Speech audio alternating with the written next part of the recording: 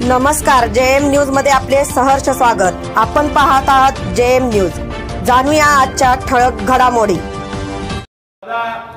सावंत यांच्या प्रचार निमित्त आयोजित जत शहरातील प्रचार सभेसाठी आवर्जून उपस्थित असलेले लोकसभेतील आमचे ज्येष्ठ सहकारी मार्गदर्शक संसद रत्न डॉक्टर अमोल कोल्हे साहेब, राज्यसभेचे काँग्रेस पक्षाचे खासदार माननीय खासदार इम्रानजी प्रतापगडी, माननीय आमदार विक्रमदादा सावंत, जिल्हा बँकेत आमचे सहकारी प्रकाशजी जमदाडे, जिल्हा बँकेचे सहकारी मनसूरभाई खतीब, राष्ट्रवादीचे अध्यक्ष रमेशजी पाटील, सिद्धूनाना शिरसाट, नाना सुजयनाना शिंदे, उत्तमराव मोहिते, उपस्थित मंचावरील सर्व मान्यवर, सर्वांची नावं घेण्याचा वेळ घालवत नाही।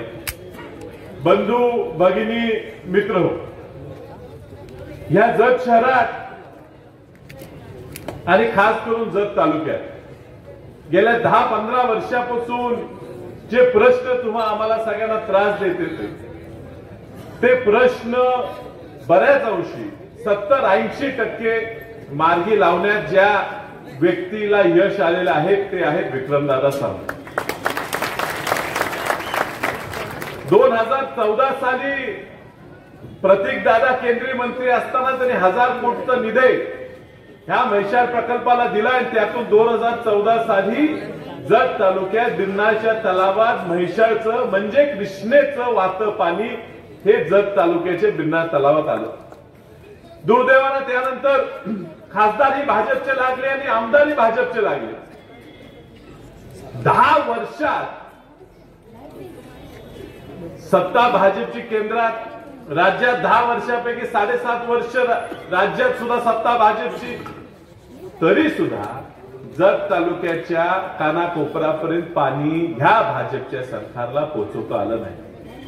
आपलं नशीब चांगलं की आपण सगळ्यांनी विक्रमदादांसारखा होतकरू तरुण त्या ठिकाणी आपला विधानसभेचा प्रतिनिधी म्हणून पाठवला आणि म्हणून विक्रमदादांनी त्या ठिकाणी वेळ प्रसंगी उपोषण केले, दंगा केला, संसदेत विधानसभेत प्रश्न मांडले, दंगा केला, भांडले आणि ह्या ठिकाणी निधी आणून प्रतीक दादाने दिलेल्या 1000 कोटीचा विनियोग चांगला करून जास्तीत जास्त क्षेत्राला पाणी द्यायचा प्रयत्न केलाच, पण त्याबरोबरीनं म्हैसाळच्या विस्तार प्रकल्पासाठी जवळजवळ 1900 ते 2000 कोटीचा निधी त्या ठिकाणी मिळवून दिला।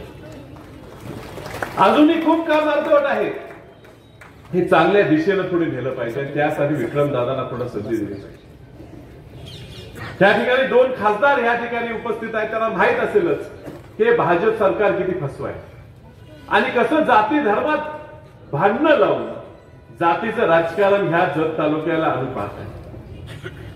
जत तालुका खूप हुशार तालुका, 95 साली निवडणूक झाली होती, त्या 95 साली आम्ही त्यावेळेची युती होती, आघाडी होती आरपीआय आणि काँग्रेसची, आम्ही आरपीआयचा उमेदवार म्हणून आमच्याच मिरजेचे विवेक कांबळे यांना आम्ही जत तालुक्यातनं उमेदवारी दिली होती 90 साली आणि 90 साली त्यावेळेला आम्ही त्या ठिकाणून मिरजेहून तुम्हाला उमेदवार लादला गेला, तो तुम्ही न स्वीकारता सामान्य उमाजीराव सनंडेकरांना तुम्ही त्या ठिकाणी स्थानिक भूमिपुत्र म्हणून त्या ठिकाणी तुम्ही आमदार म्हणले। मधल्या काळात काहीतरी आपल्या चुका झाल्या, 2दा भाजपच्या नावाखाली विषय करा, ह्या वेळेला भाजप बाहेरचा उमेदवार देते हा विषय नाही आहे। प्रत्येक वेळेला भाजप बाहेरचा उमेदवार देते। 2दा भाजपने ह्या ठिकाणी बाहेरचा उमेदवार दिला, एकदा खाडेभाऊ निवडून गेले, तुम्ही निवडून दिलं, त्या माणसाची अशी लॉटरी लागली, 20 वर्ष आमदारच आहे, सोडणाच, पालकमंत्री झाला, सगळं झालं, कोट्याधीश होता, त्याच्यावर अब्जाधीश झाला, पण तुमच्याकडे वळून परत बघितलं बी नाही। आमदार तुम्हीच केला होता ना, भाजपनं सांगितलं म्हणून, कुठे गेलो? पुन्हा तुम्ही प्रकाशांना शेंडेंना निवडून दिला भाजपमधनं, ते निवडून जाऊन जे मुंबईला गेले ते अजून परतच आले नाही। आता तुम्ही परत एकदा काय म्हणता, आधी परत भाजप म्हणतो बाहेरचा उमेदवार देतो, अजून फक्त उमेदवारच आहे तर जिल्ह्यातनं आणि राज्यातनं बाहेरच्या गावातली लोक इथं येऊन प्रचार करायला लागले। तालुक्यात माणसं नाहीत, तालुक्यात भाषण करायला लोक नाहीत, पॅम्पलेट वाटायला प्रचार करायला आम्हाला पण जमत. ही बाहेरची लोक ह्यासाठी इथं आलेली आहे की काहीतरी करून ह्या ठिकाणी त्यांना निवडून द्यायचं आणि मग तुमची दुकानं, तुमची शेतं, तुमच्या जमिनी ही बाहेरच्या लोकांच्या नावावर करायचे. इथं आपण पेठेतनं फिरत असताना जी जगची लोक धंदा करतात, व्यवसाय करतात, तो सुद्धा व्यवसाय एकदा आमदारच बाहेरचा केला तर व्यवसाय सुद्धा आपला बाहेरच्या तालुक्यातल्या लोकांना द्यायची तयारी ठेवा. हा भूमिपत्राचा अभिमान ह्या ठिकाणी पाळला पाहिजे.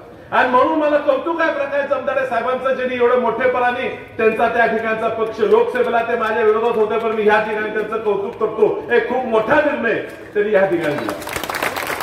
लोकसभेला आम्ही या तालुक्यात आपण थोडक्या मताने माघार पडलो आणि त्याचं कारण भैया कुलकर्णी आणि प्रकाश जमदारने त्या ठिकाणी आपल्या विरुद्ध केलेलं काम होतं याची जाणीव आम्हाला आहे. आणि म्हणून या निवडणुकीत त्यांना आम्ही सोबत घेतलेलं आहे. ह्या तालुक्यातनं विक्रमदादांना मोठ्या मताधिकार तुम्ही निवडून द्यायचं. मला खूप बोलायची इच्छा आहे, मात्र ह्या ठिकाणी अजूनही डॉक्टर साहेब बोलणार आहे, रिंगणात तळेकर साहेब बोलणार आहेत. म्हणून तुम्हाला सगळ्यांना हाताच्या चिन्हाशिवाय ह्या महाराष्ट्राला पर्याय नाही, महाविकासाला पर्याय नाही तुम्हाला सांगून आपल्याला जागेचं नमस्कार. आपल्या JM न्यूजला लाईक करा, शेअर करा आणि सबस्क्राईब करा.